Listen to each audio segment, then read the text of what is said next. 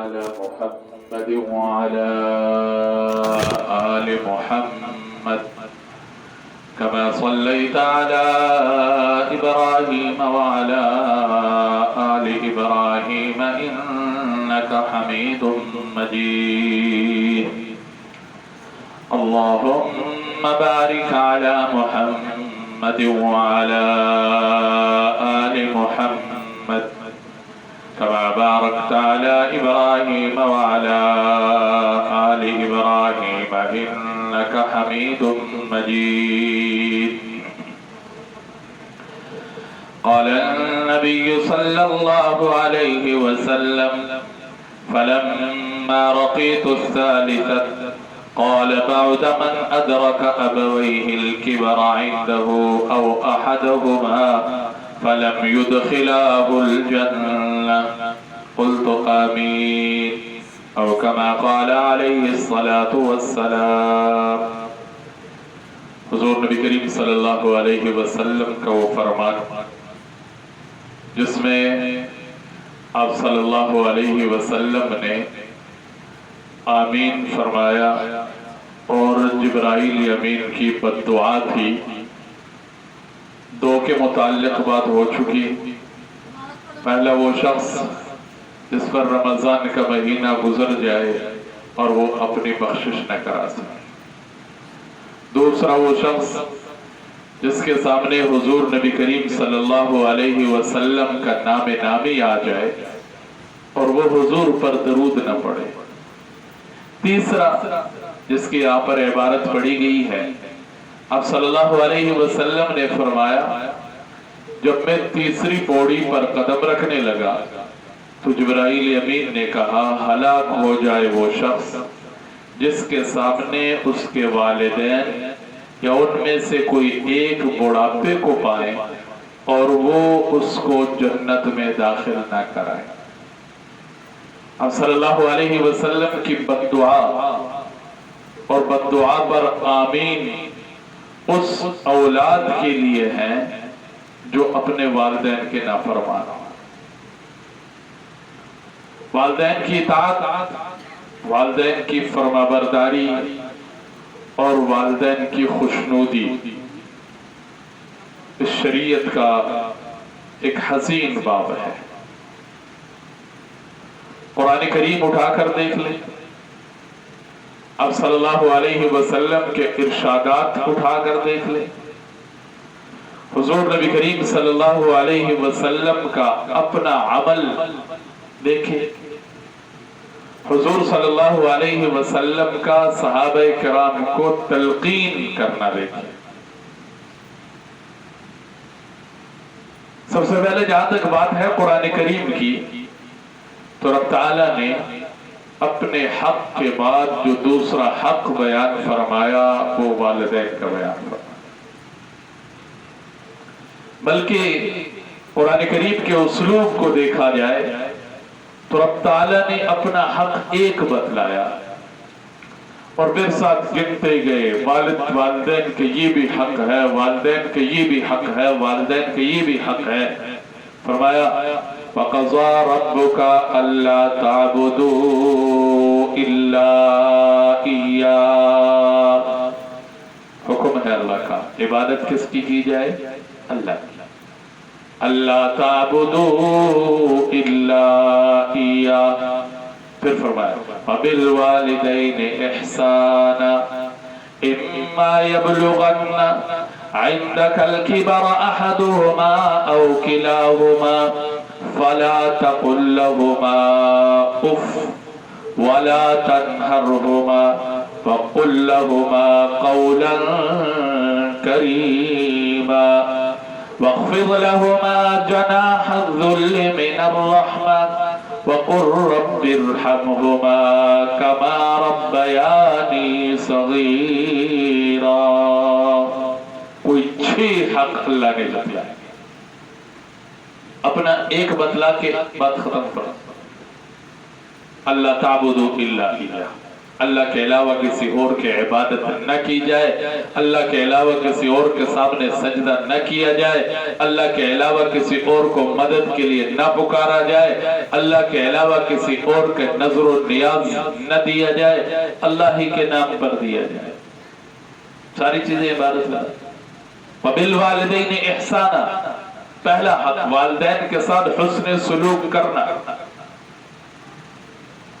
اب حسن سلوک کیا ہے؟ اس کی ایک آسان سی مثال، ایک بندہ نوکر ہے، ایک مالک ہے، نوکر نہیں بھی چاہتا پھر بھی مالک کی ٹی سی کر لیتا ہے، نوکر نہیں بھی چاہتا پھر بھی مالک کے ساتھ حسن سلوک، ہنس خندہ پیشانی سے پیش آتا ہے، سارا کچھ مالک جو بھی اس کو کہتا رہتا ہے وہ چھپ کر کے سنتا ہے، انہوں پتا ہے جو میں کوئی ان کو بول رہے آتے ہیں اس میں کٹ چڑھتا ہے۔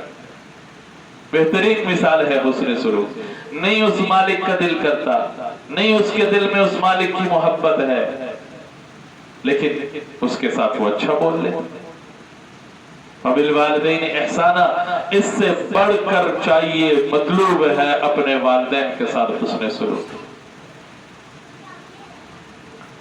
اگلی بات وہی فرمائی جو یہاں پر اس حدیث میں حضور نے فرمائی، اِمَّا يَبْلُغَنَّ عِنْدَكَ الْكِبَرَ أَحَدُهُمَا أَوْ كِلَاهُمَا، والدین دونوں بڑھاپے کو پہنچ جائیں یا دونوں میں سے ایک پہنچ جائے تو ان کی خدمت کرنا۔ والدین جوان ہو نہ بھی بندہ خدمت کرے کام چل جاتا ہے، لیکن جب وہ بوڑھے ہو جاتے ہیں تو پھر ان کو خدمت کی ضرورت ہوتی ہے، لیکن جب ان کو خدمت کی ضرورت ہوتی ہے اس وقت ہمارے پاس پھر ٹائم نہیں ہوتا، پھر جب وہ دنیا سے چلے جاتے ہیں پھر ہم ہاتھ ملتے رہ جاتے ہیں، پھر اپنے سر کو پیٹتے رہتے ہیں، پھر اپنے گریبانوں کو پھاڑتے رہتے ہیں، لیکن جس وقت وہ موجود ہوتے ہیں اس وقت ان کی خدمت کے ہمیں توفیق نہیں ہوتی۔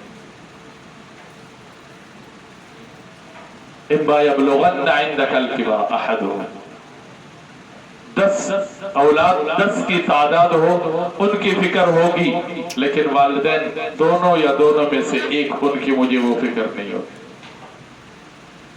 ایک مضمون ایک جگہ میں پڑھ رہا تھا کہ سردیوں میں، گرمیوں میں خاص طور پر والدین کا خیال رکھا جائے، کیونکہ ان کو گرمی بھی زیادہ لگتی ہے، ان کو سردی بھی زیادہ لگتی ہے۔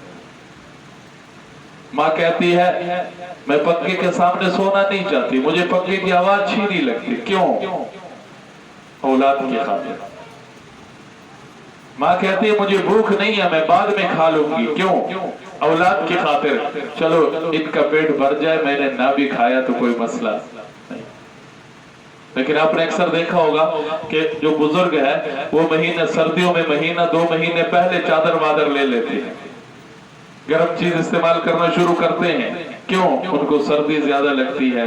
اور آپ نے اکثر دیکھا ہوگا والدین ہوتے ہیں، بیٹے کا کوئی جیکٹ، کوئی واسکٹ، کوئی بوٹ، کوئی جراب، کوئی چیز رہ گئی پرانی پئی نا، وہی پا لیتے ہیں تاکہ سردی سے ہی بچاؤ ہو جائے، اور اس کے ساتھ ساتھ اولاد کے اوپر کوئی اضافی بوجھ اور خرچہ بھی نہ پڑے۔ یہ والدین کی محبت ہے۔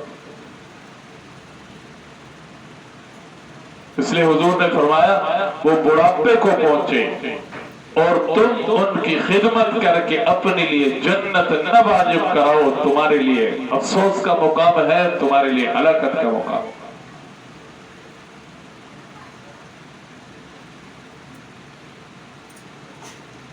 فَلَا تَقُلْ لَهُمَا اُفٍّ، اگلا حکم شریعت نے کیا، قرآن کا اگلا حکم کہ اپنے والدین کے سامنے اف تک نہیں کرنا۔ اف سے مراد ہے کلمہ تکلیف، یعنی ایسی کوئی بات کہنا جس سے والدین کا دل دکھے۔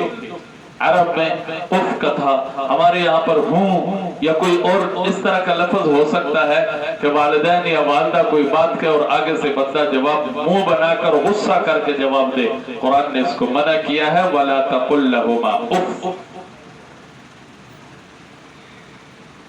حضرات مفسرین لکھتے ہیں اگر اس سے بھی کوئی اور ہلکا لفظ ہوتا تو شریعت قرآن اس کو بیان کرتا، سب سے ہلکا لفظ لفظ اف ہے کسی کے بارے میں تکلیف کے اعتبار سے، اس لیے قرآن نے اس سے بھی منع کرا۔ لیکن آج اف کیا، آج تو منہ پر والدین کو کیا کچھ کیا جاتے۔ چنگی بلی بیماری ہو جاتی ہے اولاد اور والدین کے درمیان، مقابلہ بازی چلتی ہے۔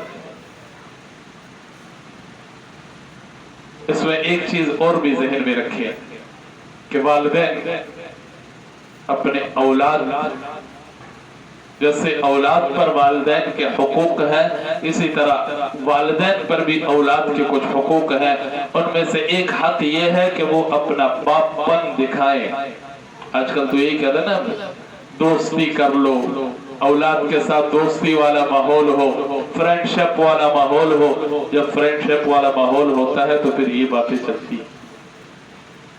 آپ ذرا اپنا اندازہ کر لیں، ہمارے والدین ہمارے ساتھ کیسے چلے، ان کا خوف، ان کا ڈر ہمارے دل میں کیسا، اور آج ہم کیا کر رہے ہیں؟ کل انہوں نے ہمیں یہی وہ دکھانی، یہی آنکھیں دکھانی، بچے کو بات کرو وہ آنکھیں دکھا کے باہر کو چلا جاتا ہے۔ ہمارے دور کے، میں اپنی بات کر رہا ہوں، 1970 80 اور 65 کی طرف چلے جائیں، وہاں پر مجال ہے باپ گھر میں موجود ہو اور بیٹا دروازہ اونچے آواز کے ساتھ دروازہ کھول کے اندر آ جائے، آ کے اندر تو باتیں کرنا اور اونچی آواز سے بولنا، یہ تو دور کی بات ہے۔ ادب کا دور تھا، احترام کا دور تھا، حیا کا دور تھا۔ اب حیا کی چادر ہم نے خود ہی اتار دی، ادب اور احترام ہم نے خود ہی ہاتھ سے گوا دی۔ اس لیے قرآن کہتا ہے وَلَا تَقُلْ لَهُمَا اُفٍّ، اور اس سے بڑھ کر وَلَا تَنْهَرْهُمَا، کوئی بات ٹھیک ہے والدین نے کہہ دی اور وہ غلط ہو سکتی ہے، انہوں نے اپنے مزاج، اپنے ذہن یا اپنے خیال کے اعتبار سے بات کی، تجھے حق نہیں پہنچتا کہ تو والدین کو جھڑک کر ان کے اس بات کا جواب۔ اب تو دیکھا جائے باپ بیٹے کا کیا آپس کا مکالمہ ہوتا ہے، ماں بیٹی کا آپس کا کیا مکالمہ ہوتا ہے، اولاد اٹھ کے والدین کو کہتی ہے تمہیں کیا پتا، تمہیں آتا ہی نہیں ہے، تمہیں معلوم ہی نہیں ہے، تمہیں پتہ ہی نہیں ہے۔ قرآن کہتا ہے وَلَا تَنْهَرْهُمَا، کیا کرنا ہے؟ وَقُلْ لَهُمَا قَوْلًا كَرِيمًا، جب بھی اپنے والدین کے ساتھ بات کرو ایسی بات کرو کہ ان کے دل خوش ہو جائے کرے تمہاری بات کی وجہ سے۔ وَاخْفِضْ لَهُمَا جَنَاحَ الذُّلِّ مِنَ الرَّحْمَةِ، اور صرف منہ زبانی منہ کلامی کی بات نہیں ہو رہی، بلکہ جسمانی طور پر بھی اپنے آپ کو ان کے حوالے کر دو۔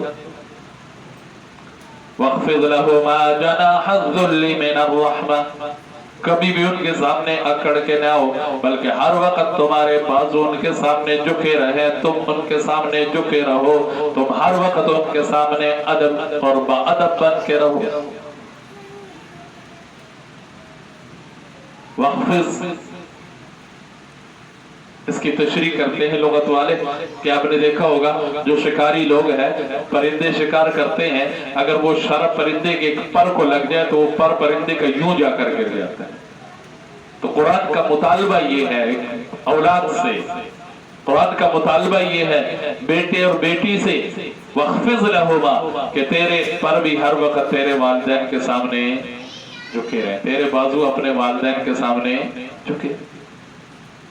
ادب کا پہلو ہے، احترام کا پہلو ہے۔ وَقُلْ رَبِّ ارْحَمْهُمَا كَمَا رَبَّيَانِي صَغِيرًا، اور صرف اس پر بس نہیں بلکہ تیرے دعا کے لیے جب بھی ہاتھ اٹھے تیری دعا میں سب سے پہلے کون آئے؟ والدین۔ اور والدین کے لیے دعا کیا مانگنی ہے؟ رَبِّ ارْحَمْهُمَا كَمَا رَبَّيَانِي صَغِيرًا، ربا ان کے ساتھ ایسے رحم والا معاملہ کر، اپنی رحمت ان کے اوپر ایسے بہا، کما ربیانی صغیرا، جیسے انہوں نے میرے ساتھ بچپن میں کیا تھا۔ اب ماں بچے کے ساتھ، ماں کے دل میں رحم نہ ہونا تو بچہ بڑا ہی نہ ہوگا، بچے کو پوچھے ہی کوئی نہ، بچہ گند میں پڑھ پڑھ کر اس کو کیڑے پڑ جائے اگر ماں کے دل میں اللہ رحم نہ ڈالے۔ کون کسی کا گند صاف کرتا ہے؟ کون کسی کا تکلیف اپنی تکلیف سمجھتا ہے؟ بیمار بچہ ہوتا ہے تکلیف ماں کو ہوتی ہے، پریشان بچہ ہوتا ہے پریشان ماں ہوتی ہے۔ ہم بھول جاتے ہیں اس لیے شریعت نے مجھے اور آپ کو یاد دلایا، قرآن نے یاد دلایا کہ اگر تیرے دل میں کبھی والدین کے بارے میں کوئی بات آ جائے تو رب ارحمہما کما ربیانی صغیرہ کے دعا میں تیرے لیے سبق یہ ہے کہ ہم نے اپنا بچپن نہیں دیکھا، کسی اور کا بچپن تو ہم دیکھ رہے ہیں۔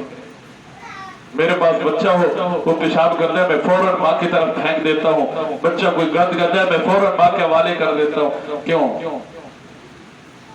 ماں کوئی زیادہ ہی ہے؟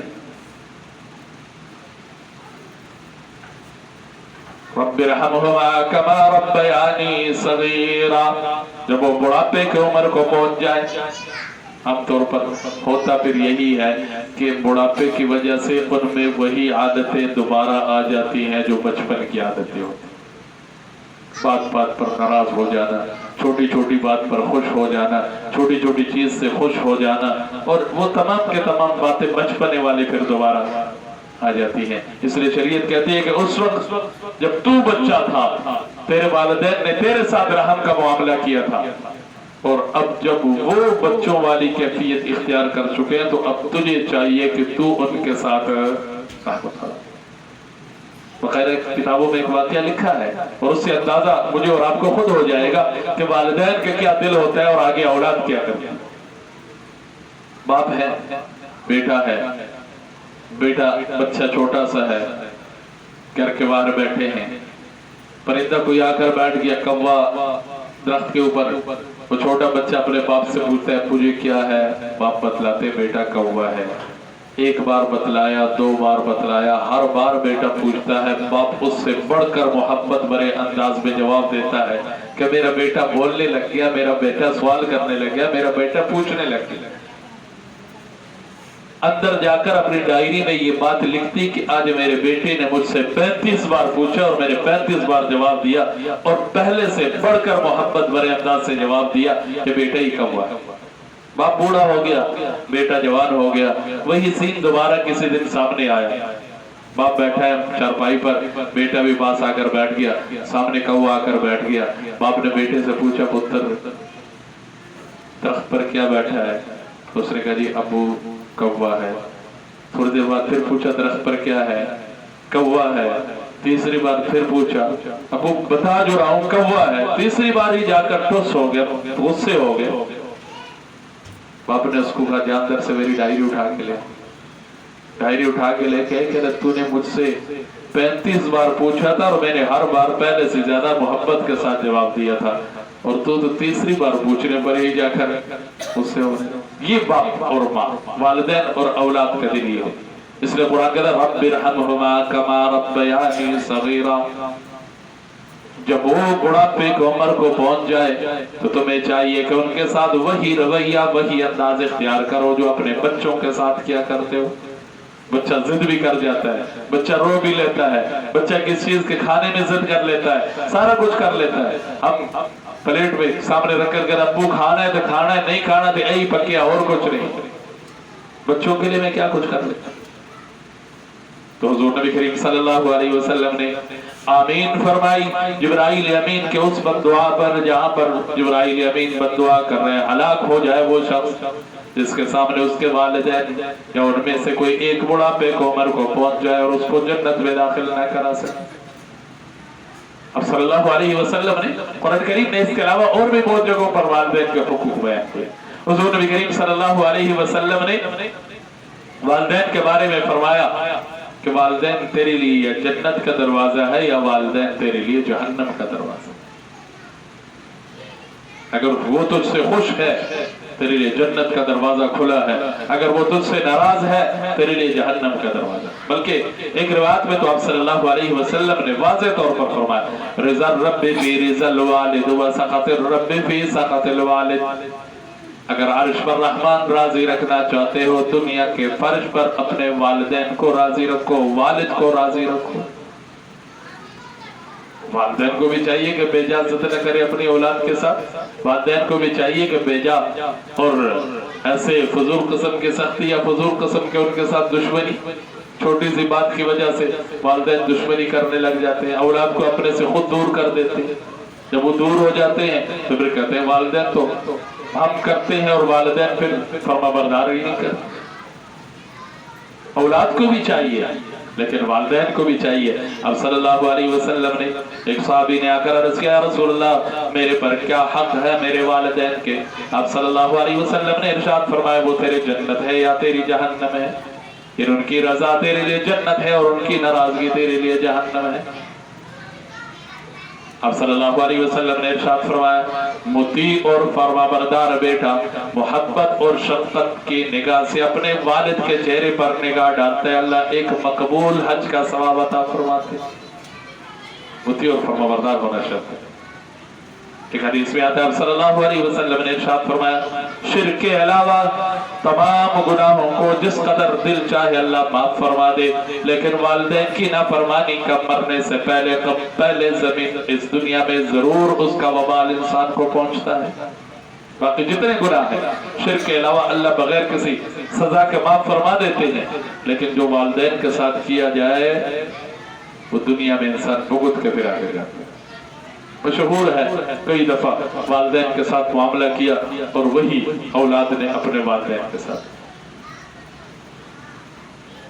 वालिद बेटे ने अपने वालिद को जिस कंबल में लपेट कर पहाड़ से नीचे गिराया था, वही कंबल वही आदमी उसका बेटा उसी अपने बाप को कंबल में लपेट कर वहां लेके जा रहा है, तो खुद बोल पड़ा, पुत्र इस तो आगे ना जावे नहीं तो जालिम बन जाएगा, मैं अपने अब्बे रोते ही रोड़े से।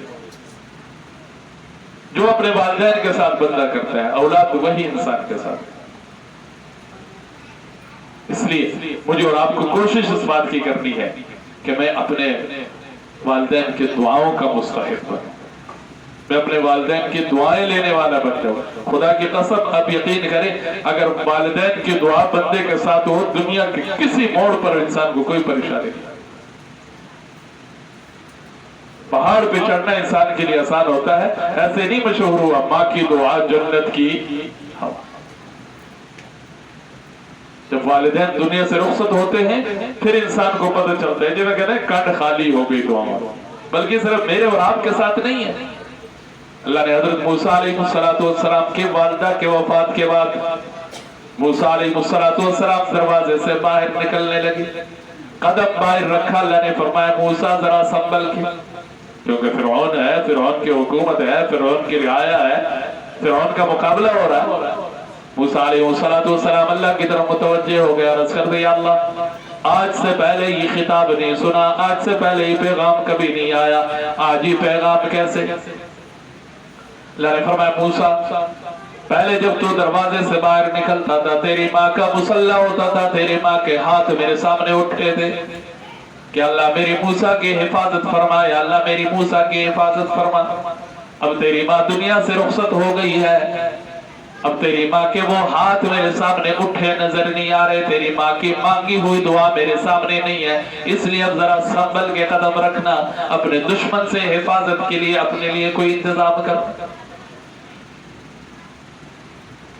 मूसा अलैहिस्सलाम ये अल्लाह से दरख्वास्त करते हैं, अल्लाह कल जन्नत में मैं मूसा का पड़ोसी कौन होगा, मैं मूसा के घर के साथ घर किसका होगा? मूसा अलैहिस्सलाम के ज़हन में ये था, मूसा बनी इसराइल के पैगंबर है, कलीमुल्लाह है, जिनके साथ अल्लाह ने डायरेक्टली कलाम फरमाया और बड़े ही जज्बाती पैगंबर है और जलीलुल कदर पैगंबरों में उनका नाम है। बहुत सारे वाक़यात कुरान ने उनके, सबसे ज्यादा उनके वाक़यात को जिक्र की, उन्हीं का जिक्र कुरान में ज्यादा मिलता है। अल्लाह से पूछ बैठे, अल्लाह जन्नत में मेरा पड़ोसी कौन होगा? ज़हन में यही था, जो इबादत गुजार होगा, जिसके इबादतें रात भी इबादतें, दिन भी इबादतें, कोई अच्छा नेक आदमी। अल्लाह ने जवाब दिया, मूसा कल जन्नत में तेरा पड़ोस फलां कसाई गोश्त बेचने वाला वो तेरा पड़ोसी हो। मूसा अलैहिस्सलाम हैरान हो गए, पता नहीं उसका कौन सा ऐसा अमल है जिस अमल की वजह से अल्लाह ने उसको मूसा का पड़ोस जन्नत में नसीब फरमाया। गए सुबह को जाकर खड़े हो गए उसकी दुकान पर, गोश्त काटता है, तोलता है, काक को देता है, गोश्त खत्म करके घर आ गया। घर बूढ़ी माँ है, उसकी खिदमत करने लग गया। एक दिन ऐसा हुआ, दूसरे दिन हुआ, तीसरा। मूसा अलैहिस्सलाम कह रहे तो बंदा कोई इतना ज्यादा अमल तो करता कोई, पता नहीं क्या है इससे। एक दिन पूछ बैठे, बल्कि बाज़ रिवायतों में आता है, पूछे नहीं मूसा अलैहिस्सलाम दरवाजे के बाहर खड़े हैं, जब उसने माँ की खिदमत की तो माँ ने उसको दुआ दी, अल्लाह तुझे जन्नत में मूसा बनी इसराइल का पड़ोस नसीब करो। तो मूसा अलैहिस्सलाम अंदर दाखिल हो गए, फरमाने लगे, माँ तेरे बेटे के हक में अल्लाह ने तेरी दुआ कबूल फरमाई है। मैं मूसा बनी इसराइल हूँ और अल्लाह ने तेरे बेटे का मेरा पड़ोस उसको जन्नत में नसीब कर दिया। पूछा फिर उससे करते क्या हो? उसने कहा गोश्त बेचता हूँ, जो अच्छी सी बोटी मुझे नजर आती है उसको साइड पर रख लेता हूँ, चलो मेरी वालदा, उसको रात बनाकर जाकर वालदा को बनाकर उसको खिलाकर खुश होता हूँ कि मेरी वालदा कोई चीज खा के सोई। अब तो हमारी कोशिश ये होती है अच्छी चीज अपने लिए कोई बच जाए तो वो भालते हैं क्या, तभी तो हमारी हालत ही। और भी ऐसे और वालिदैन का जो नाफरमान होते हैं उनके ऐसे वाक़यात हैं। इमाम बुखारी रहमतुल्लाह ताला की एक और किताब है, उन्होंने एक वाक़या लिखा है कि गांव के पास एक कब्र से रोजाना असर के टाइम कुत्ते की गधे की शक्ल का कोई सर बाहर निकलता और भौंकते हुए उसने चीखते हुए उसने गांव की तरफ 2-3 आवाजें निकालनी होती थी, फिर सर गायब हो जाता। किसी ने पूछा वहां गुजरने वाले ने कि कौन है? उसने कहा इस कब्र में वो बंदा दफन है जो अपने वालिदैन की नाफरमान था, और वालिदा जब उससे बात करती थी तो आगे से कहता था क्या भौंकती है तू, इन्ना लिल्लाहि व इन्ना इलैहि राजिऊन। अल्लाह ने उसको सजा यही दी है कि कब्र में उसकी लाश है, रोज उसके साथ ही मामला हो। इसलिए मैं और आप कोशिश करें, जिनके वालिदैन जिंदा है बहुत बड़ी नेमत है, कदर की जाए। दोनों है, दोनों में से एक। जब चले जाते हैं बाज़ नेमतें ऐसी होती हैं कि उनके होते हुए इंसान को पता नहीं चलता, जब वो नेमत छिन जाती है तो फिर इंसान को पता चल जाता है यार कितनी बड़ी नेमत से मैं मारूं, कितना बड़ा सहारा था मेरे लिए, कितने बड़े छत थे मेरे लिए, कितना बड़ा साया था मेरे लिए, कितनी बड़ी छांव में मैं जिंदगी गुजारूंगा। और अगर दुनिया से रुखसत हो चुके हैं तो मेरे और आपके ऊपर वालिदैन के हक बनता है कि मैं और आप हर नमाज के बाद हर वक्त उनके लिए दुआ मांगते रहे, उनको अपनी दुआओं में याद रखें, क्योंकि औलाद के फरमाबरदार होने की एक निशानी जो हदीस में बतलाई गई है, अव्वलदिन सालिहिन यदउ लहू, जो अपने वालिदैन को दुआ में याद रखते हैं अल्लाह उनके बारे में नेक और फरमाबरदार होने का फैसला करो। और अगर मुझसे वालिदैन की खिदमत ना हो सकी, वो फरमाबरदारी ना हो सकी और वो दुनिया से जा चुके हैं, तो मुझे उनके लिए ज्यादा से ज्यादा इस्तिग़फ़ार और तौबा करना चाहिए। अल्लाह मेरे वालिदैन को माफ फरमाए, अल्लाह मेरे वालिदैन को माफ फरमाए, अल्लाह मेरे वालिदैन को माफ फरमा, अल्लाह उनके ऊपर रहम फरमा, उनके साथ रहम वाला मामला फरमा। ये दुआ में करते और आप करते रहें तो इंशाअल्लाह एक न एक दिन अल्लाह मेरे और आपका नाम वालिदैन के फरमाबरदारों के लिस्ट में शामिल हो। तो हुज़ूर नबी करीम सल्लल्लाहु अलैहि वसल्लम ने जिस बद्दुआ पर आमीन फरमाई वो बद्दुआ ही है। और भी कई चीजें हैं अहादीस में, कोशिश मुझे और आपको करनी है कि अपने वालिदैन के बहुत सारे हुकूक हैं, उनके सामने ऊंची आवाज से ना बोला जाए, उनके सामने ना चला जाए, उनकी बात को रद्द न किया जाए। अगर रद्द करना भी हो तो अदब के साथ, एहतराम के साथ, अबू जी आपकी ये राय है, मेरी ये राय है, जैसे आप मुनासिब समझें। लेकिन इसके लिए मुझे और आपको ये भी देखना होगा कि अगर मैं वालिदैन हूँ तो मुझे और आपको अपनी औलाद की सही तरबियत करनी है, उनकी तरबियत पर तवज्जो देनी होगी। सिर्फ स्कूल के हवाले कर देना, ट्यूशन के हवाले कर लेना, ये औलाद की तरबियत नहीं है कि स्कूल वाले तरबियत करेंगे और ट्यूशन वाले तरबियत करेंगे, वो अदब आदाब सिखलाएंगे। नहीं, मेरा और आपकी जिम्मेदारी है कि हम अपनी औलाद को खुद अपना अदब सिखाने की कोशिश करें।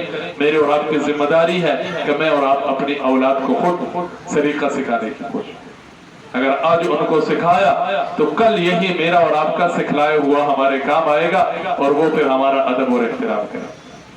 अगर बचपन में उनको ऐसी आवारा छोड़ दिया, जिधर जाते हैं चले जाए, जहां बैठते हैं बैठ जाए, जिस महफिल में होते हैं उस महफिल में चले जाए, फिर जब मुझे और आपको उनकी जरूरत होगी तो वो मेरे और आपके काम नहीं आए। कोशिश की जाए घर का माहौल ऐसा बनाया जाए कि उसमें अदब वाला माहौल हो, नमाज वाला माहौल हो, तिलावत वाला माहौल हो, अदब आदाब वाला माहौल हो, रोजे वाला माहौल हो, तो फिर इंशाअल्लाह औलाद पर भी इसका असर पड़ेगा और औलाद भी इंशाअल्लाह बाअदब भी बनेगी और वही औलाद मेरे और आपके लिए कल सदका चाहिए। कोशिश करेंगे इंशाअल्लाह। अल्लाह मुझे और आपको अमल की तौफीक नसीब फरमाए। आमीन। अल्हम्दुलिल्लाहि रब्बिल आलमीन।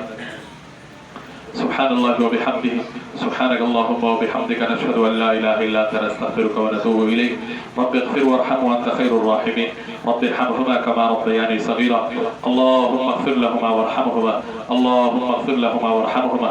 रब्बना आतिना फिद दुनिया हसना व फिल आखिरति हसना व क़िना अज़ाबन नार। रब्बी करीम हम सब के मग़फ़िरत के फैसले फरमा, हम सब के गुनाहों को माफ़ फरमा, हम सब को अपने वालिदैन के फरमा बरदार बना, हम सब को अपने वालिदैन के लिए सदक़े जारिया बना, हमारी औलाद को हम सब के लिए सदक़े जारिया बना।